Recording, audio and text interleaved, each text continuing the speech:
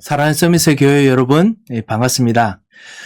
이번 주간은 우리가 지금 욥기를 읽어가고 있습니다. 이 욥기 1장에서 42장까지 엄청 긴 성경 말씀이죠. 꽤 긴 성경 말씀을 일주일 만에 읽는 거, 이거 쉽지가 않지요. 그래서, 지난해 때도 우리가 이때쯤부터 한두 번씩 포기를 하셨던 것 같습니다.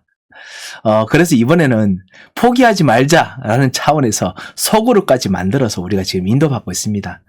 왜냐하면 이 말씀을 읽어가는 이 속에서 진짜 그리스도의 비밀을 발견하게 됩니다. 아시다시피 욥은 아브라함이 있었던 시기 때 아시아의 다른 지방에서 일어났던 것으로 우리가 추정하고 있습니다.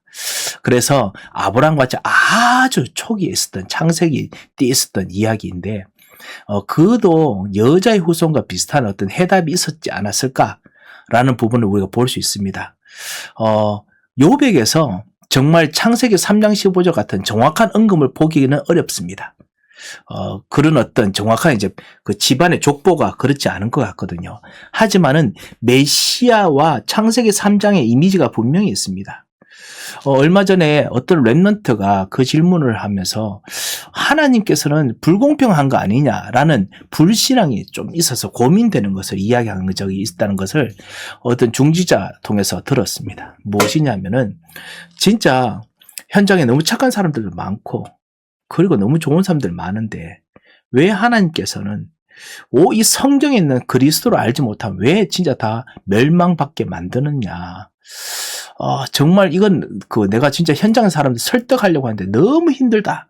그것 때문에 갈등을 느끼고 그리고 뭐 어떨 때 울분이 생길 때도 있다라는 이야기를 들었습니다. 왜냐? 자기도 하나님 말씀 잘 안 들릴 때가 있고 그리고 복음에 잘 안 들릴 때가 있는데 근데 그래도 뭐 은혜 받고 싶거든요. 이 자신의 영적 문제 약함이 사실 그게 투영돼서 그렇습니다. 그런데요. 하나님께서는 시대마다 그리고 지역마다 하나님께서는 공평한 것이 무엇인지 알고 계십니다. 그래서 모든 사람을 살리기 위해서 하나님께서는 반드시 여자의 후손, 그 다음에 방주, 그리고 어린 양의 피 같은 희생으로 말미암아 구원을 주실 것에 대한 메시지를 모든 사람에게 다 주셨습니다. 이순신 장군은 구원을 받지 못한 거 아니겠습니까? 하나님께서는 구원자에 대한 메시지를 반드시 시대마다 주십니다. 여러분 하나님을 의심하지 마시기 바랍니다. 진짜 하나님은 공평하신 분입니다. 어느 정도냐? 예수님께서 부활하신 이후에 십자가에 죽으신 이후에 무덤까지 내려가서 그 사람들에게 다시 한번 복음을 전하셨다라고 베드로 그 전후서에 적혀 있지요. 그 정도로 하나님은 공평하십니다. 그리고 복음을 듣지 못했던 부분에 대해서 확실하게 말씀하십니다. 복음을 듣는 것이 우리들에게 진짜 불공평한 거 아니냐? 아닙니다. 우리가 지옥에 가는 게 더 공평한 겁니다. 우리가 저주에 빠지는 것이 공평한 것입니다. 우리는 구원받을 만한 자격이 없습니다. 구원을 당연하게 여기서는 안 되지요. 그래서 그런 측면에서 정말 욥을 우리가 바라보면 하나님께서는 이렇게 희미하게 알고 있어도 희미한 그리스의 조그만 그림자가 있어도 저렇게 하나님께서 역사하시구나. 그렇다면 내가 고난과 어려움 속에서 어떻게 승리해야 될까? 언약을 붙잡고 나는 어떻게 승리해야 될까? 이것을 깨닫게 되리라 믿습니다.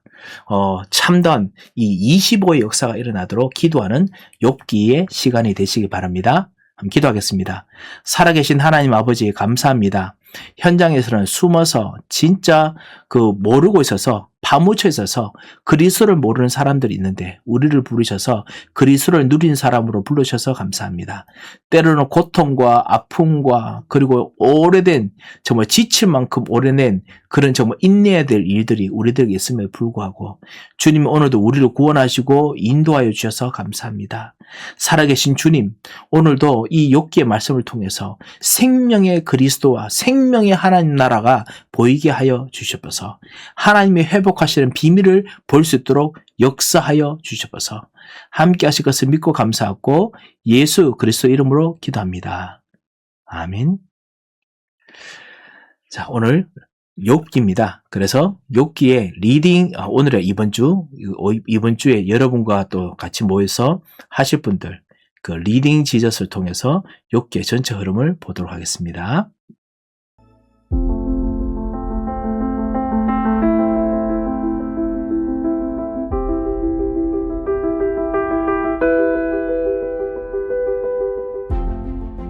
이번 영상은 리딩 지저스 3권의 첫 번째 수업으로 욥기를 공부할 것입니다.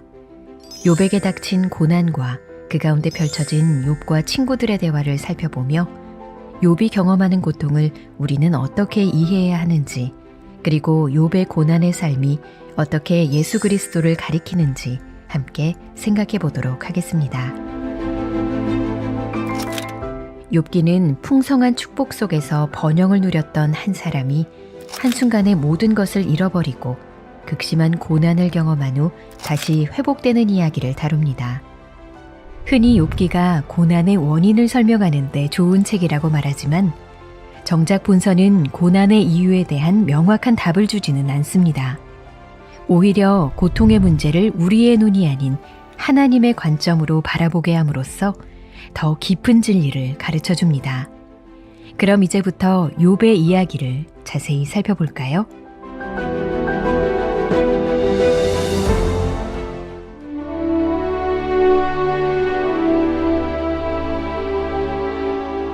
욥은 하나님을 경외하는 사람이었습니다. 풍성한 축복을 누리는 가운데 하나님 앞에 정직하게 살아가며 자녀들도 하나님 앞에 경건하게 기르고자 노력하는 훌륭한 인물이었습니다. 이런 욥을 소개한 다음 욥기의 이야기는 천상으로 그 무대가 옮겨집니다. 하나님께서는 욥과 같이 당신을 경외하며 악에서 떠난 자가 없다고 욥을 칭찬하십니다. 그러나 사탄은 욥이 하나님을 경외하는 것은 하나님이 주신 복으로 번영을 누리고 있기 때문이며 그가 소유물을 잃게 되면 하나님을 욕할 것이라고 주장합니다. 하나님께서는 사탄의 비난이 틀렸다는 것을 아시면서도 욥에 대한 시험을 허용하시고 그 결과 욥은 상상할 수도 없는 재앙을 당하게 됩니다. 그러나 욥은 극심한 고통으로 애통하면서도 하나님을 원망하지 않고 주시니도 여호와시요 거두시니도 여호와시오니 여호와의 이름이 찬송을 받으실지니이다 라고 고백합니다. 이런 욥을 두고 사탄은 이번에는 그의 뼈와 살을 쳐서 건강을 잃게 하면 그가 하나님을 욕하지 않겠냐고 욥을 다시 한번 고소합니다. 하나님은 시험을 허락하시고 사탄은 욥의 몸을 종기로 괴롭게 합니다. 견딜 수 없는 고통에 빠진 욥을 보고 욥의 아내는 차라리 하나님을 욕하고 죽으라고 합니다. 그러나 그 와중에도 욥은 하나님을 원망하지 않고 입술로 범죄하지 않습니다. 하나님과 사탄의 대화 이후에 시작된 욥의 고난은 독특했습니다. 우리는 욥이 왜 이러한 고통을 겪어야 하는지 쉽사리 이해할 수 없습니다. 이런 상황에 처해 있는 욥에게 친구 3사람이 찾아옵니다. 그리고 욥과 친구들 사이의 논쟁이 시작됩니다.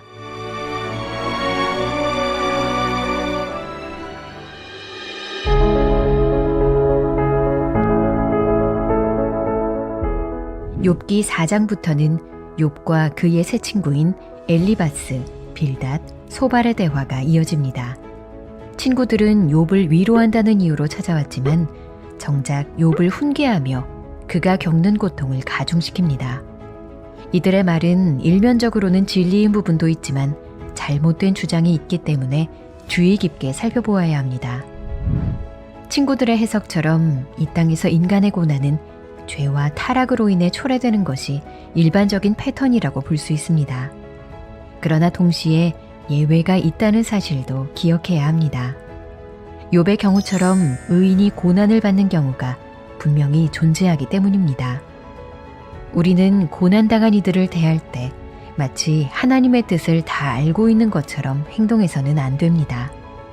하나님께서 고난을 통해 어떤 일을 겸손하게 하시는 것이 분명해 보인다 할지라도 우리는 그 상황을 허용하신 하나님의 뜻을 명확히 알 수 없습니다. 그러므로 우리가 마땅히 할 일은 경솔한 추측이 아닌 참된 위로와 격려의 말로 고통받는 누군가가 하나님께 더 가까이 나아가도록 돕는 것입니다.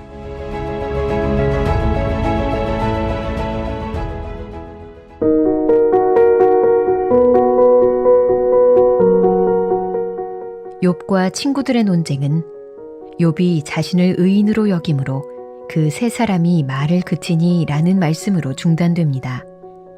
그리고 잠잠히 듣고 있던 엘리후가 말을 시작합니다. 그는 욥이 자신을 정당화하려고 하는 것과 친구들이 적절하게 대답하지 못하는 것에 분노하며 자신의 주장을 펼칩니다. 엘리후는 앞서 논쟁했던 세 친구와는 다르게 욥의 고난을 해석합니다. 죄의 필연적인 결과가 아닌 하나님께서 다른 목적으로 허용하시는 고난이 있을 수 있다고 주장하며 죄와 고난의 연관성보다 고난 속에 존재하는 하나님의 뜻에 집중할 것을 말합니다. 이런 엘리후의 주장에서 우리는 한 가지 교훈을 발견할 수 있습니다. 하나님께서는 우리가 헤아릴 수 없는 방식으로 일하십니다. 따라서 우리의 불완전한 지식과 경험으로 하나님의 뜻을 판단하는 것은 불가능하다는 사실을 인정하고 모든 일이 하나님의 계획 안에서 선한 목적을 이루어갈 것임을 믿어야 합니다. 하나님의 목적은 축복 가운데서만 성취되는 것이 아니라 어둠을 통과하며 이루어지기도 합니다.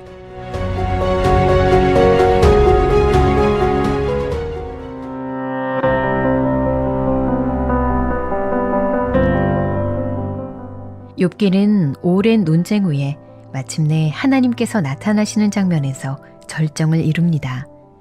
하나님께서는 폭풍 가운데 나타나셔서 욥에게 두 가지에 대해 말씀하십니다. 그것은 바로 하나님의 지혜와 하나님의 능력입니다. 먼저 하나님께서는 지혜에 대해 말씀하십니다. 인간이 경험할 수 없는 자연 세계에 대한 수많은 질문을 던지시면서 인간 지혜의 한계를 드러내십니다. 그리고 이어서 하나님의 능력에 대해 말씀하십니다. 우리가 잘 알지 못하는 베헤못과 리워야단 같은 혼돈과 악을 상징하는 초자연적인 동물들을 예로 들어가며 하나님께서 초자연적인 영역까지 인간이 이해할 수 없는 능력으로 모든 것을 주관하고 계심을 가르치십니다. 인간의 생각으로는 이해할 수 없는 초자연적 재난을 겪던 욥에게 하나님께서 지혜와 능력으로 초자연적 세계까지 다스리신다는 가르침은 꼭 필요한 것이었습니다. 지극히 높으신 하나님과 유한한 인간의 차이를 새롭게 깨달은 욥은 하나님께서 고난을 통해 자신을 멸망시키시는 것이 아니며 여전히 자신의 삶에 간섭하고 계시다는 것을 알게 됩니다. 이것은 욥기 서두에 제기된 사탄의 비난이 잘못된 것이었음을 증명합니다. 욥이 지닌 믿음의 확고함이 마침내 입증된 것입니다. 나아가 하나님께서 욥을 변론하시는 장면을 통해 욥이 지닌 믿음의 정당성이 공개적으로 확증됩니다. 하나님께서는 욥의 친구들이 말한 것에 분노하시고 욥의 말이 옳았다고 말씀하시며 그의 의로움을 변호하십니다. 욥은 고난을 통해 하나님의 영광을 공적으로 드러낸 신실한 종이었던 것입니다.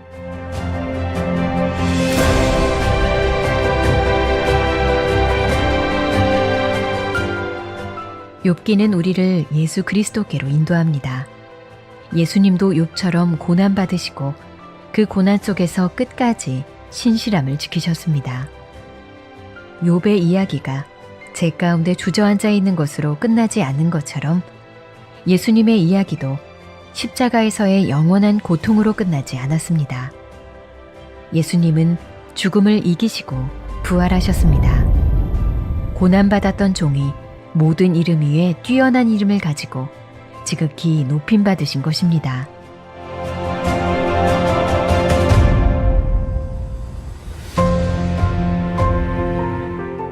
다음 영상은 리딩 지저스 3권의 두 번째 수업으로 성경에서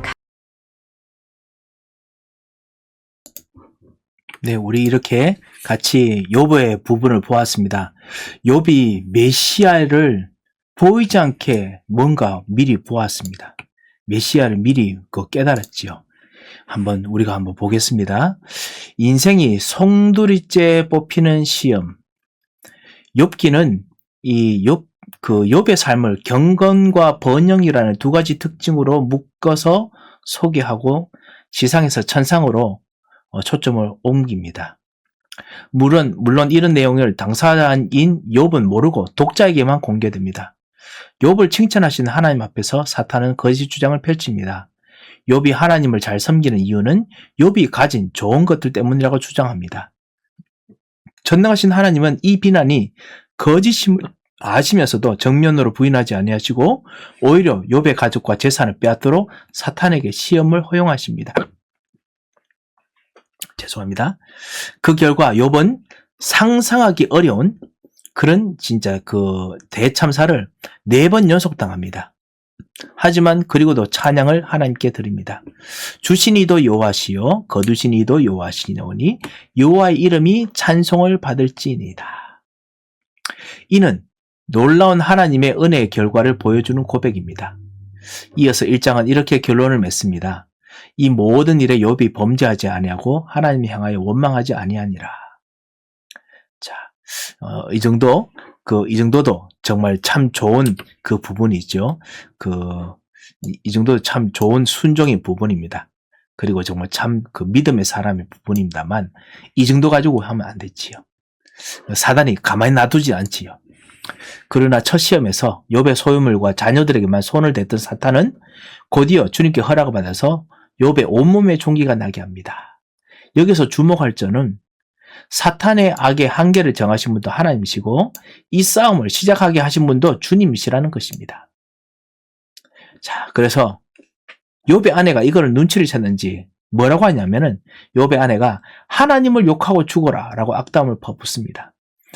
싸움을 시작하신 분도 주님이시지만은 주님께서는 선하신 분입니다. 주님께서는 이 모든 일이 욥으로 하여금 저주가 생기고 그리고 멸망으로 죽으라고 하는 것이 아니죠. 하나님의 계획이 있습니다. 절대 계획이 있습니다. 그래서 이 모든 일에 욥이 입술로 범죄하지 아니하니라 라고 하면서 일단락을 맺습니다. 얼핏 보기에 욥은 2차례 시험을 무난히 통과한 듯 보이지만 욥이 입술로 범죄하지 아니하리라 라는 구절에서 미해결의 상태의 느낌이 엿보였습니다. 입술로는 범죄하지 않았지만은 마음에는 문제가 있었던 것일까요? 아니나 다를까 다음 장면부터 이후 욥기의 대부분은 욥과 그 친구들 사이에 펼쳐지는 논쟁을 다루는데 이 과정에서 욥은 자신이 처한 가혹한 현실과 극심하게 싸우며 씨름하게 됩니다. 우리들이 정말 이런 일들을 걸어갈 때가 있지요. 그래서 정말 자기 깊숙한 뿌리까지 파고들 때가 있습니다. 욥기를 시작하면서 우리는 왜 주님 욥에 대해 거짓말하는 사탄을 꾸짖지 아니하시는지, 욥을 왜 평화롭게 살도록 놔주지 아니하시는지 의아해할 수 있습니다. 주님은 모든 일을 자신의 영광과 우리의 선을 위해서 사시는데 욥의 고난도 이러한 주님의 목적에 부합해야 하기 때문이라고 그 이유를 설명할 수 있습니다. 하나님의 영광을 위해서 살아야 되지요. 그 결과적으로 욥은 많은 고난을 견뎌냄으로써 하나님께 영광을 돌리고 고난이라는 섭리를 통해서 하나님과 자신의 마음을 더 잘 이해하게 됩니다. 우리 중 누구도 욥과 똑같은 방식으로 고난을 겪지는 않을 것입니다. 즉, 이해할 수 없는 고통 중에서도 여전히 하나님께 충실한지를 사탄에게 보여주기 위한 방식으로 고난을 겪지 않습니다. 그런 면에서 욥의 고난은 독특했으나 그럼에도 불구하고 우리 그리스도인들은 모두 어떤 식이든지 고난을 겪습니다. 그죠? 사도행전 14장 보십시오.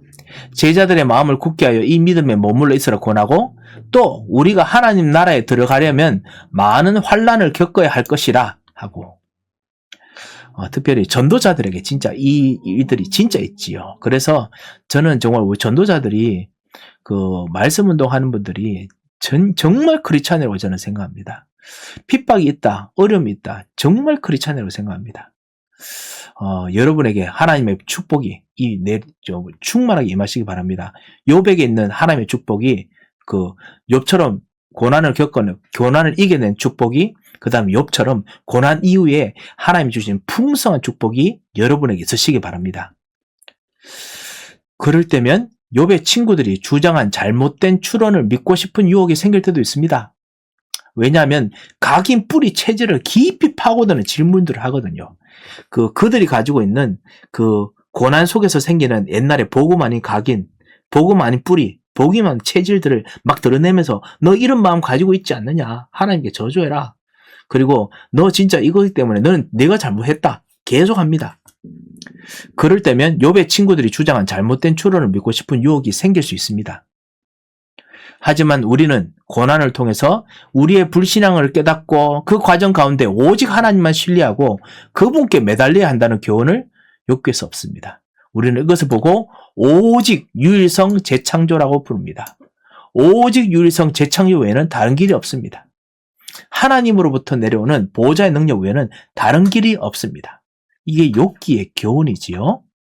자, 그래서 욥기 통해서도 우리의 전도 메시지의 그 참다 훈련의 이유들을 볼 수 있습니다. 자, 이 소발이 친구 중에 가장 크리티컬합니다. 가차 없습니다. 자, 이 소발이 놓친 것. 산문 형식의 설원 후에 펼쳐지는 욥기의 줄거리는 세 친구 엘리바스, 빌닷, 소발과 3번 회전하면서 주고받는 이 대화라고 해야 될까요? 아니면 디스커션 형식으로라고 해야 될까요? 진행됩니다. 세 친구들은 욥을 위로하려고 찾아왔지만은 정작 시작부터 터진 상처에 소금을 뿌리듯이 욥의 고난을 더 악한 상황으로 몰고 갑니다. 더군다나 이들의 말 중에는 일부는 진리지만 어떤 말은 거짓이므로 주의 깊게 살피며 읽어야 됩니다. 이것이 여러분 읽을 때 가장 좀 곤란스러운 부분입니다. 왜 다 맞는 말 같거든요. 진리 같지만요. 헷갈립니다. 소발 한번 보십시오. 한 가지 예로 첫 회전의 3번째 주자인 소발의 말을 살펴봅시다. 소발은 동정심 없는 인간의 모습을 대표한다라고 말할 수 있습니다. 얼마나 속을 파는 말을 하는지요. 그의 세계에서는 모든 것이 흑백 논리로 설명됩니다. 모든 문제는 단순하게 처리됩니다. 욥이 자신을 변호하고 마음의 고통을 쏟아내는 것에 대해 말이 너무 많다면서 냉정하게 잘라버립니다. 혹시 여러분이 아니면 여러분 중에 이런 사람이 있을 수 있지요. 그러고는 앞서 말했던 엘리바스와 빌닷과 마찬가지로 고통받는 자들은 모두 자신의 죄 때문이라는 인과응보적 해석을 제시합니다. 맞겠지요? 하지만 죄와 타락의 결과로 고통이 초래되는 것이 세상의 일반적 패턴임에도 불구하고 동시에 예외가 있다는 점을 욥기는 분명히 하게 일깨워 줍니다. 하나님의 의로운 고난도 분명히 있다는 것을 일깨워 줍니다.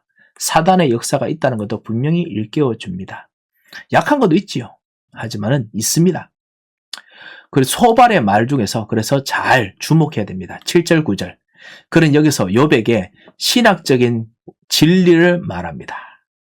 이 사실은 그런데 영적 사실이 아닙니다. 진리지만 영적 진리가 아닙니다.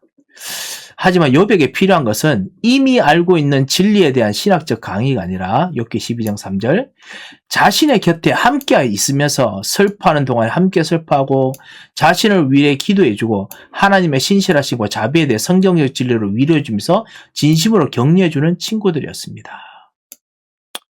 진짜 그런데 이렇게 못하지요. 오직 영적인 진리가 없기 때문에 못합니다. 속습니다. 그래서 영적인 진리, 영적 사실, 그리스도가 진짜 필요합니다. 그래서 소발은 이 진리의 말로 욥을 격려하는 것이 아니라 결과적으로 오히려 그에게 더 상처를 입히고 그를 학대하게 이릅니다. 자, 거기서 우리가 알 수 있는 부분이 뭐냐? 이는 참되고 바른 신학이라도 자칫하면 치유하는 수술칼이 아니라 해치는 칼이 될 수 있음을 보여주는 일례입니다. 여러분이 무슨 말인지 아시지요? 최근에 우리들이 진짜 보고 느끼는 것 중에 저는 정말 이걸 많이 느낍니다. 제가 신학 훈련을 많이 했기 때문에 신학 훈련 많이 받은 사람들이 가끔씩 우리 전도운동에서 비판한 거 보면요. 치유하는 수술칼이 아니라 해치는 칼이 될 수 있다. 제가 정말 많이 느낍니다. 여러분께서 잘 보셔야 됩니다. 그리고 그뿐만 아니라 여러분에 대해서 하는 부분도 무조건 여러분을 위로한다는 뜻 아닙니다.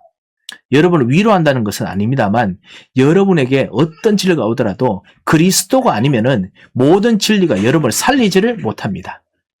그래서 참된 지혜는 단순히 사실만 말하지 않고 오직 사랑 안에서, 그리스도의 사랑 안에서 참된 것을 말함으로써 모든 면에서 그리스도의 완전한 성식으로 나아가야 하는 것이 참된 지혜입니다. 오직 사랑 안에서, 그리스도 안에 있는 사랑 안에서, 구원하시는 능력 있는 사랑 안에서 참된 것을 말해야 모든 면에서 그리스도의 완전한 성숙이 됩니다. 우리가 다 하나님의 아들을 믿는 것과 아는 일에 하나가 되어 온전한 사람을 이루어 그리스도의 장성한 분량이 충만한 데까지 이르리니 이는 우리가 이제부터 어린아이가 되지 아니하여 사람의 속임수와 간사한 유혹에 빠져 온갖 교훈의 풍조에 밀려, 맞는 말들이죠. 근데 교훈의 풍조에 밀려 요동하지 않게 하려 함이라. 그러면서 여기 오직 사랑 안에서, 오직 그리스도 하나님의 사랑, 복음 안에 있는 영적 사실 안에 사랑 안에서 참된 것을 하여 오직 그리스도 안에 있는 것이 참된 진리입니다. 그래서 범사에 그에게까지 자랄지니라. 그걸 할 수 있는 분이 누구냐? 그 헤드가, 그 대장은 바로 머리니 곧 그리스도라. 그 그리스도는 바로 이 모든 걸 할 수 있는 대장이십니다. 그리고 이분은 왕제사장 선지자이시다. 구약부터 말해왔던 왕제사장 선지자다. 욥을 구원했던 왕제사장 선지자다. 이 말씀입니다. 자, 그래서 이런 지혜를 정말 받아야겠습니다. 이것이 바로 증인의 삶입니다. 이게 바로 진짜 증인의 삶입니다. 우리는 이것을 여정 속에서 지금 보고 있습니다. 그래서 우리는 그 7가지 여정이라고 부르지요. 그래서 그 신자의 비밀, 신자의 영적인 배경, 그 다음에 신자의 흐름, 신자가 가질 발판, 신자가 가져야 될 20가지의 전도자의 삶, 그리고 신자가 앞으로 가야 될 평생의 삶의 방향, 전도 캠프, 이런 것들이 다 그리스도 안에서 이루어져야 되는 것이다 라는 것을 볼 수 있지요. 고난당한 이들을 대할 때 우리는 소발처럼 하나님의 뜻을 다 알고는 듯 스스로 착각하며 그들에게 더 상처 주지 않도록 신중해야 합니다. 물론 고난을 통해서 하나님이 일하시는 것을 우리는 알고 있습니다. 고난을 통해서 우리를 겸손하게 하시고 우리의 욕심을 누구뜨리시며 하나님을 의지하게 하시고 시련 속에서 우리를 지탱하게 하시는 하나님의 능력을 보여주기를 원하신다는 것을 압니다. 그러나 구체적인 고통의 상황에서 하나님이 무엇을 목표하시는지에 대해서 우리가 경솔하게 판단해서는 안 되며 특히 하나님의 뜻을 장담하지 말아야 합니다. 오히려 우리 자신이나 타인이 고통을 당할 때 그 고통이 아버지께 더 가까이 나가서 그분을 더 겸손히 의지할 기회가 되어서 아버지께서 우리의 고통을 헛되게 하지 아니하실 것이라고 서로 격려해야 합니다. 진짜 우리가 이 시대를 향한 전도자가 됩시다. 다가오는 시대에 정말 모든 고통 있는 사람들에게 그리스도의 복음으로 장성하게 만들어서 반드시 복음하는 사람이 됩시다. 여러분이 혹시 가지고 있는 고통이나 어려움이 있더라도 이 리딩 지저스 있는 신자의 영적인 비밀을 가지고 있는 사람으로서 발견하고 욥기를 통해서 그리스도의 살리는 능력이 여러분에게 임하시기를 주님의 이름으로 축복합니다. 자, 엘리후도 보겠습니다. 엘리후 해석을 참 잘했습니다. 욥이 자신을 의인으로 여김으로 그 사람이 말을 그치니. 욥기 32장 1절은 지금까지 이어졌던 이야기의 흐름을 확실하게 끊습니다. 세 친구에 이어 네 번째로 등장한 엘리후는 욥의 친구들보다 젊었기 때문에 당시 문화에 따라 잠잠히 듣고만 있다가 이들이 신학적 논쟁만 펼칠 뿐 아무런 결과를 내지 못하자 화를 내면서 말을 시작합니다. 그는 자신을 정당화하는 욥에 대해서 그리고 욥에게 적절하게 답하지 못하는 세 친구에 대해서 분노를 터뜨립니다. 본문이 그가 화를 냈다고 3번이나 반복합니다. 1절이죠. 3절 32장이에요. 그의 화를 문제점으로 지적하는 듯이 보입니다. 일반적으로 분노는 다른 사람의 말을 경청하거나 공감하는 능력을 방해하는 경향이 있기 때문입니다. 33장에서 엘리후는 욥에게 자기 말을 들어야 되는 이유를 장황하게 설명합니다. 그도 욥처럼 진흙에서 만들어진 존재일 뿐 장엄한 하나님의 위엄으로 욥을 두렵게 하지 못합니다. 하지만 엘리후에게서 배울 수 있는 한 가지 핵심 교훈은 고통이 단순히 인류에 대한 하나님의 심판이 아니라는 것입니다. 욥의 경우처럼 사탄의 공격에서 비롯된 고통이라도 그 고통은 궁극적으로 하나님의 사역 안에서 진행되며 신자의 삶에서 하나님의 목적을 이루는 수단이 되기도 합니다. 사단의 공격이지만 하나님의 목적을 이루는 수단이 되기도 합니다. 이것이 우리가 다른 사람들이 자꾸만 하는 지적하는 부분에 대한 정확한 해석입니다. 현장에서 우리들의 문제들이 있을 때 우리가 사단의 문제다, 영적 문제다 이렇게 말하니까 뭐라고 해석을 하냐 하면은 전도운동 하는 사람, 우리 전도운동 하는 사람들이 문제를 사단에게 원인이 있다라고 우리의 잘못이나 우리의 부족함을 인정하지 않고 사단에게 핑계를 대므로 말미암아 우리가 하나님께 있는 그 언약적인 책임을 회피하려고 한다. 그것이 우리 전도운동이 가지고 있는 메시지다. 그렇게 생각한다. 라고 이야기를 합니다. 그런데 그게 바로 잘못된 영적 사실을 모르는 잘못된 언약의 해석입니다. 오늘 리딩 지젯에서 바르게 해석합니다. 그게 뭐냐면요. 우리가 해석하는 것은 뭐냐? 궁극적으로 이것이 하나님 안에 있습니다. 그래서 하나님께서 사탄을 통해서 움직이도록 만듭니다. 그것을 우리가 인정하고 있다는 것을 우리가 알고 있습니다. 그래서 사단이 지금 그렇게 자꾸 하는 것입니다. 하나님 떠나서 역사하는 일들을 합니다. 그리고 우리는 하나님께 돌아와야 됩니다. 우리는 그것을 알고 있습니다. 그래서 모든 문제는 하나님 사역 안에서 진행되는 것입니다. 혹시나 여러분이 이걸 모르셨다면 깨달으셔야 되고요.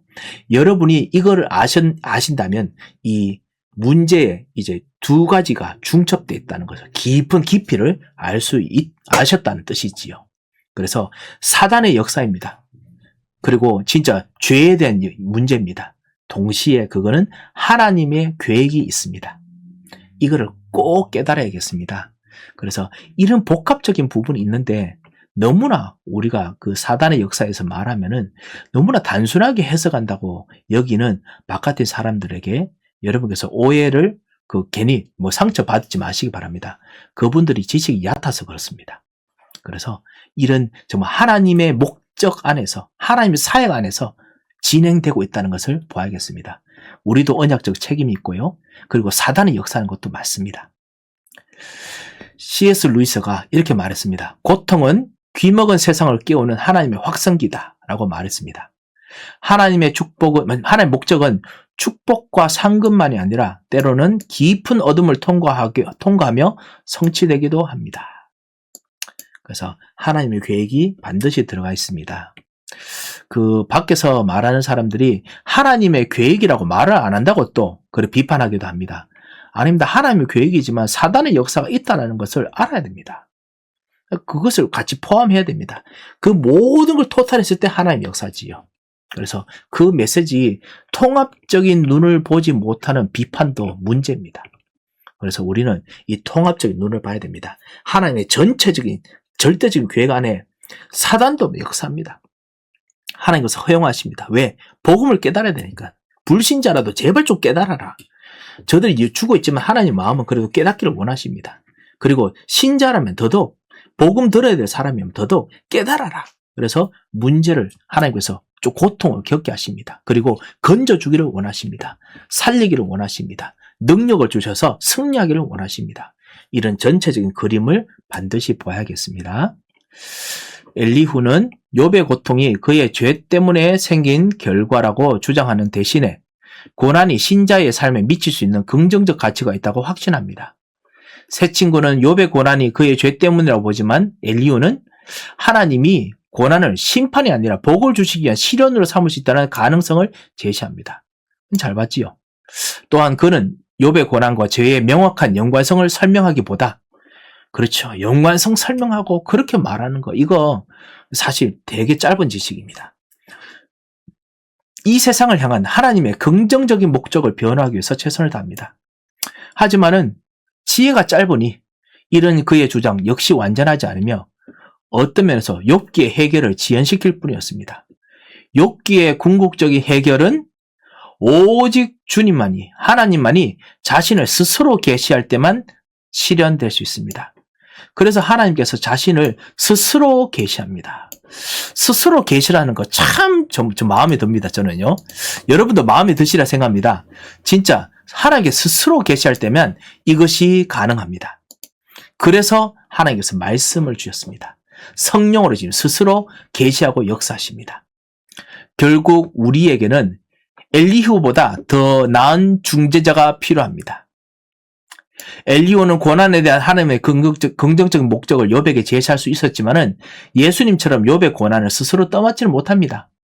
엘리후는 욥을 가르칠 수 있지만 예수님은 우리를 속죄하셨습니다. 하실 수 있습니다. 예수님은 우리가 죄에 깊이 빠졌을 때 분노하지 아니하시고 우리를 바라보십니다. 그분은 이 땅에 계시는 동안 자기를 둘러싼 무리를 목 잡는 양을 대하듯이 긍휼로 끌어안으셨습니다. 예수님은 우리와 같은 모양으로 오셔서 우리를 위해서 고난받으셨고 욥과 같은 의인이라도 마땅히 받아야 할 극한 고난에서 당신은 찢어 죽으시고 우리를 해방하셨습니다.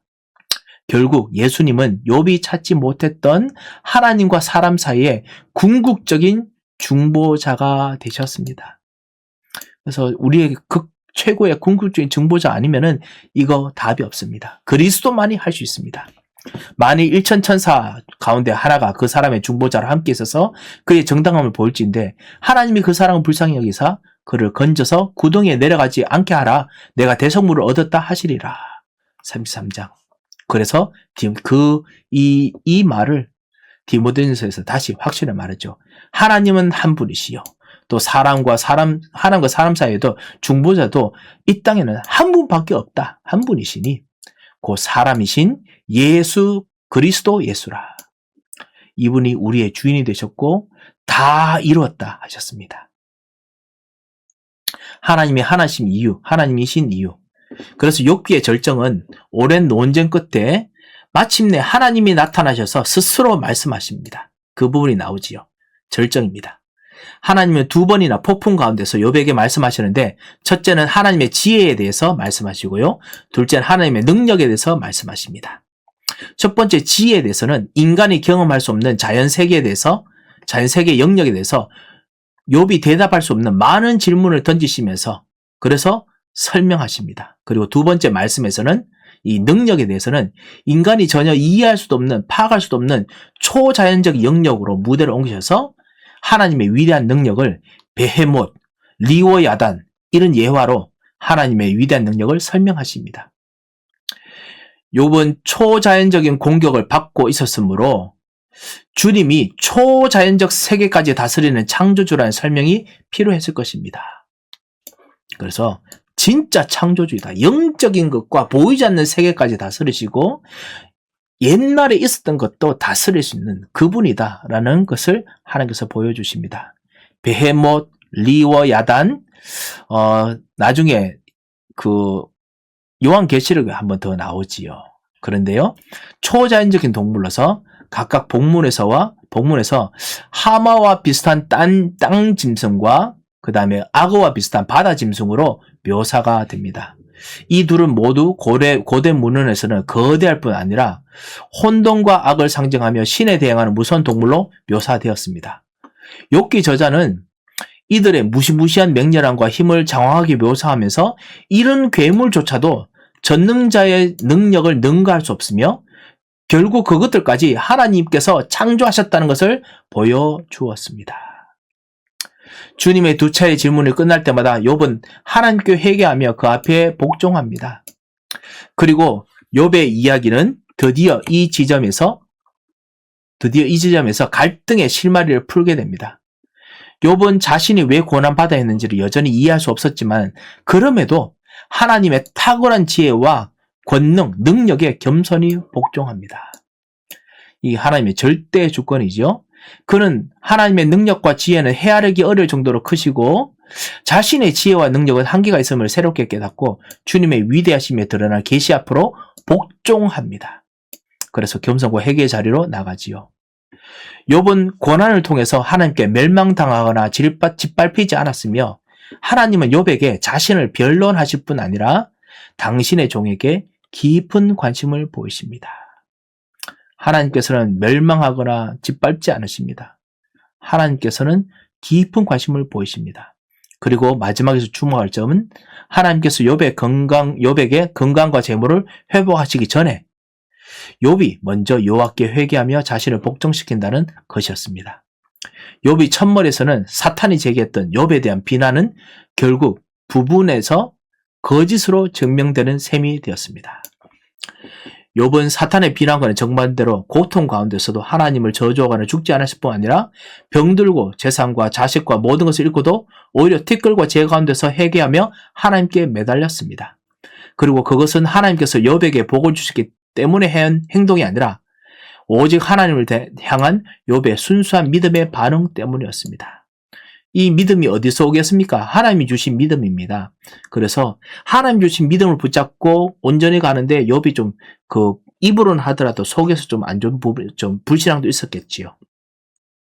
그리고 그 안에 있는 무능력도 있었습니다. 하지만 하나님께서는 당신의 언약적인 신실하심으로 그리고 예수 그리스도에 다 이루었다 하시는 그 속죄하심으로 너는 시험을 통과했다라고 선포하십니다. 바로 이 부분에서 하나님은 욥을 옳다라고 하시고 하나님이 숨겨진 욥의 순수한 믿음의 반응 때문에 하나님을 향한 욥의 순수한 믿음의 반응 때문에 하나님은 욥을 옳다 하시고 사탄을 틀었다고 말씀하십니다. 자, 이런 욥의 회복을 통해서 우리는 욥이 자신의 때문에 고난을 당한 것이 아니라는 사실과 하나님은 자신의 종들을 풍성하게 축복할 수 있는 능력의 주님이라는 사실을 확인해야 합니다. 그래서 여러분, 우리를 이거 확인하셔야겠습니다. 하나님께서 우리에게 믿음을 주시고 복음을 주셨다. 우리들이 연약하더라도 주님께서는 이것을 통과할 때 너가 했다라고 일부러 막 우기십니다. 그리고 하나님께서 그거에 대한 풍성한 복을 주십니다. 언약 안에서 신실하게 따라가는 사람이 됩시다. 이것을 할 수 있도록 주님께서 날마다 우리를 위로하시고 역사하십니다. 히브리서 4장 참 제사장의 역사가 일어납니다. 그게 바로 우리 치유죠. 이 설명이 많이 길었습니다. 그래서 죽음 같은 고난을 거치고 비로소 진짜 물질부와 사회적 위치로 돌아갑니다. 그런데 결과적으로 욥은 하나님의 공적인 영광을 위해서 회복됩니다. 자신의 말이 입증이 아닙니다. 세상 사람들이, 미국 사람들이 vindication이라고 많이 이야기하는데요. 내가 억울함에서 벗어난 것에서 자기의 명예가 회복된 것으로 성경을 읽는데 그렇지 않습니다. 하나님의 공적인 영광이 회복됩니다. 하나님께 영광이어야 되지 내 영광이 회복되면 안 됩니다. 나중에 우리가 전도운동 하고 난 이후에 정말 우리 후대를 통해서 우리 전도운동이 성경적으로 되었다는 거 증거되잖아요. 여러분의 이 억울했던 여러 가지 시험 거쳐가는 거, 그게 해결되었다라고 생각하면은 그러면 하나님께서 영광 안 받으십니다. 그래서 우리는 하나님의 공적인 영광, 무조건 하나님께 영광, 여기에 마음을 중심을 두어야 됩니다. 하나님은 자기의 신실한 종들을 보호하고 책임질 능력이 있는 주님이심을 스스로 입증하십니다. 그래서 하나님은 자신의 뜻에 따라서 하나님의 종들에게서 좋은 것을 일시적으로 또는 평생 가져가실 수 있을 뿐 아니라 그 이유를 설명할 필요도 없는 절대 주권자이십니다. 그렇지만은 하나님은 그렇게 고난받는 자를 또한 축복하시고 회복하시는 은혜 하나님이십니다. 자, 그래서 이런 불을 우리가 붙잡아야겠습니다. 자, 마침내 욥은 자신을 지으신 창조주를 대면할 준비를 모두 마칩니다. 그죠? 그래서 창조주를 바라봅니다. 자, 하지만 여기서 우리는 더 욥 이야기가 끝나지 아니하고 더 나아가야 됩니다. 욥이 끝나고 나면 그러면 메시지가 무엇이지? 생각됩니다. 고난받는 족 욥은 온전히 회복되어 하나님 얼굴 앞에서 높임을 받는 이미지입니다만 이것은 그리스도를 보게 만듭니다. 우리는 하나님의 더 크신 종 예수 그리스도를 바라보게 만듭니다. 왜냐하면 그분은 자기 때문에 고난을 당하시고 십자가에 달리신 것이 아니라 하나님께 온전히 복종하고 하나님을 순전 섬기기 위해서 그리고 우리 죄를 용서하기 위해서 십자가의 고통을 견디시고 멸망당하신 분이시기 때문에 그래서 욥기는 바로 이런 주님께로 우리를 인도합니다. 그래서 욥은 보이지 않지만 그리스도를 간접적으로 알았습니다. 깨달았습니다. 그것 통해서 구원받았습니다. 그리고 그것 통해서 하나님 복을 주셨습니다. 그래서 초기에 시작했던 그 질문이 있죠. 하나님께서는 정말 모든 곳에서 진짜 착한 사람들, 진짜 구원하신, 예수를 믿어 구원하는데, 그거 안 하시는 거 아니냐. 하나님께서는 그리스도의 그림자를 모든 사람에게 다 줬습니다. 그게 성경의 메시지입니다. 그리고 그것 때문에 사람들이 그리스도의 그림자 비슷한 거가 종교에 있다고 해서 종교에도 답이 있다. 뭐 그런 이야기 하는데요. 불교에도 답이 있다 하는데 그런 뜻이 아닙니다. 불교 뛰어넘는 그리스도, 이슬람교 뛰어넘는 그리스도, 힌두교 뛰어넘는 그리스도, 이 메시지 반드시 있습니다. 그거 하나님께서 반드시 주십니다. 그리고 우리가 특별히 성경을 주셔가지고 이거를 받아들이고 이걸 통해서 진짜 하나님을 만나게 됐습니다. 얼마나 감사한지 모르지요. 시험을 이기는 우리 성도 되시기 바랍니다. 자, 그런 면에서 우리 질문 한번 보겠습니다.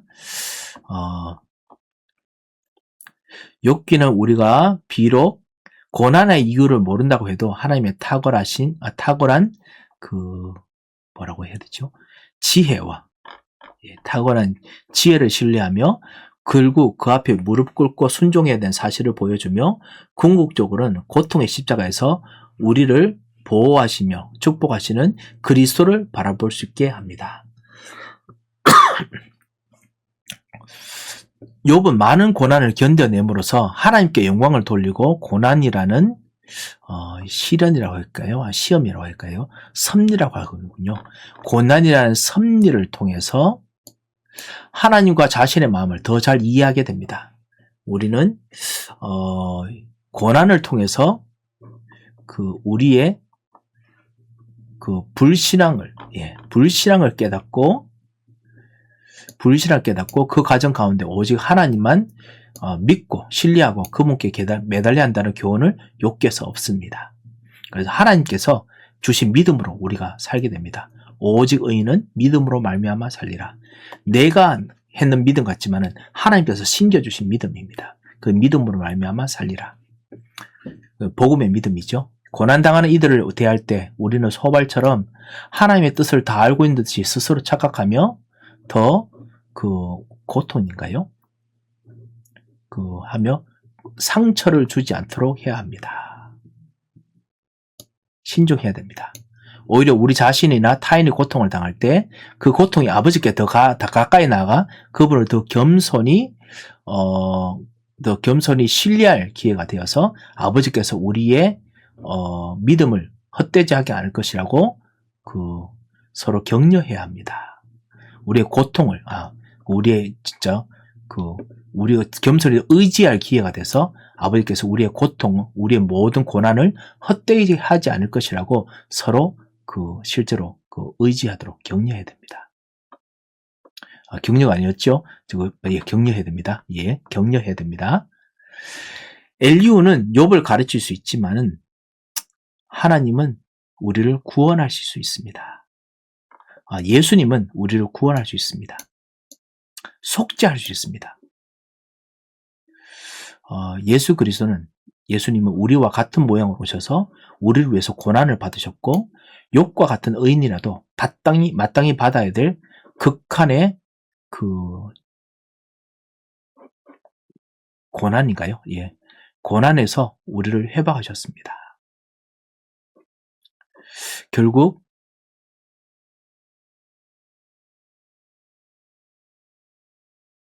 예수님이죠. 예수님은 욥이 찾지 못했던 하나님과 사람 사이의 궁극적인 중보자이십니다. 그래서 욥은 중보자 그리스도를 진짜 말하는 것이다 라는 걸 볼 수 있습니다. 욥과 친구들의 논쟁이 치열하게 이어진 끝에 하나님이 이 모든 논쟁을 정리하십니다. 터집 잡는 자가 전능자와 다투겠는가? 하나님을 탓하는 자는 대답할지니라. 내가 내 공의를 부인하려느냐? 내 의를 세우고 나를 악하다 하겠느냐? 자신의 의를 세우고 하나님 악하다 이야기합니다. 하나님은 비방하라 하고 하거든요. 왜 하나님 나에게 이 문제를 주십니까? 라고 합니다. 그런데 진짜 깨달아야 될 게 뭐냐? 욥처럼 내가 주께 대하여 귀로만 듣게 하였사오나 이제는 눈으로 주를 배움나이다. 그러므로 내가 스스로 거두어드리고 티끌과 재 가운데서 회개하나이다. 진짜 돌이킵니다. 라고 우리 고백할 수 있어야겠습니다. 질문을 해보십시오. 같이 고통스러운 일을 겪고 있는 지체에게 나는 주로 어떤 말들을 건네왔습니까? 욥기를 묵상한 후 이제는 그들을 어떻게 위로하고 싶습니까? 두 번째, 어떤 어려움 가운데서도 나는 하나님을 전능하신 나의 주님이라고 고백할 수 있습니까? 그리스도라고 할 수 있습니까? 모든 문제 해결자라고 할 수 있습니까? 3번입니다. 우리에게 유일하고 확실한 위로가 되시는 하나님의 위로를 누리며 삶의 어려움을 이겨내는 한 주간이 되기 위해서 내가 실천할 수 있는 것을 나눠 봅시다. 그래서 확실한 위로가 되시는 그리스도를 그 메시지 속에서 어떻게 각인하고 어떻게 뿌리 내리고 어떻게 체질해야 될지 그거를 각자 찾아내는 그런 이제 기회로 삼으시기 바랍니다. 여러분과 함께 같이 이제 욥기까지 봤습니다. 욥기를 아무래도 이 다가오는 주일 때는 초청 전도 주일이기 때문에 아무래도 하기는 어렵겠지요. 혹시나 제가 여러 가지 행사의 흐름을 보고 만약에 진행할 수 있으면은 할 수 있도록 광고하고 그리고 준비하겠습니다. 그래서 여러분께서 진짜 살리는 축복의 한 주 되시기 바랍니다. 감사합니다. 한번 기도하겠습니다. 생명의 주님 감사합니다. 정말 욥처럼 주님께서 구원하시고 살리는 것이 당신의 손에 있음을 보고 참으로 감사를 드립니다. 오직 주님만이 우리의 구원자이시며 오직 주님만이 모든 문제 해결하시는 유일한 절대 주권자이심을 발견하여 다시 한번 감사합니다. 하나님의 망대 안에 거하도록 눈을 열어주시고 현장에서 고통하는 사람들을 살리는 영안이 열리도록 복을 내려 주시옵소서. 주님 모든 것을 감사하며 예수 그리스도 이름으로 기도합니다. 아멘.